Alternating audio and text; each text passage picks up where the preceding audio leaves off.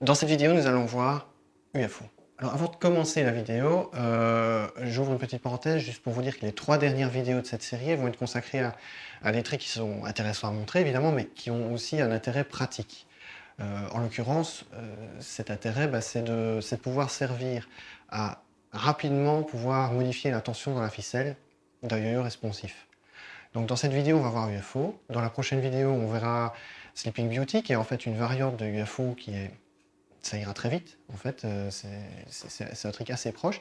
Et dans la dernière vidéo de la série, on verra Sidewinder, qui est en fait certainement le trick le plus utilisé justement pour gérer la tension très rapidement dans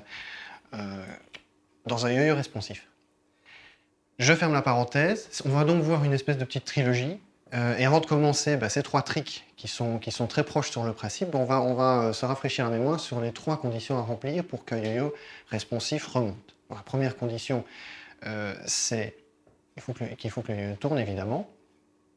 Ça paraît évident, mais ça fait partie des conditions sine qua non. La deuxième condition, c'est qu'il faut que la ficelle soit détendue, même un court instant, même légèrement. Si la ficelle est détendue, le yo-yo va remonter.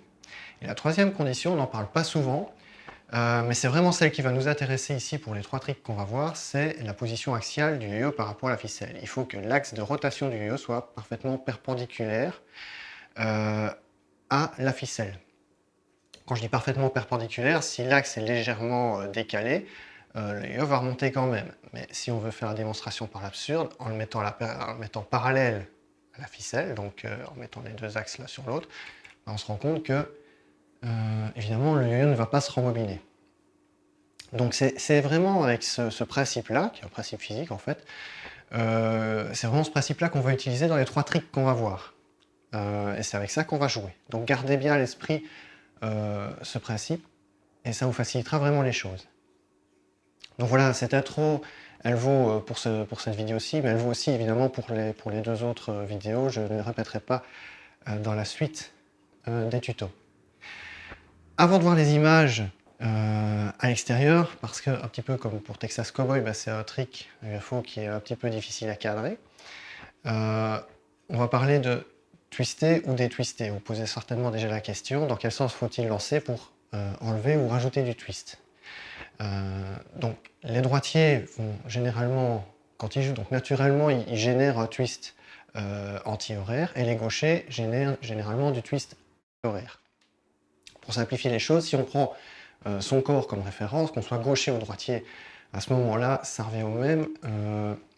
Si vous lancez vers l'intérieur, donc vers vous, vous allez plutôt enlever du twist par rapport à celui que vous générez naturellement en jouant. Et si vous lancez vers l'extérieur, pour faire UFO, vous allez plutôt rajouter du twist à celui que vous générez naturellement. Voilà, donc on va maintenant voir les images à l'extérieur.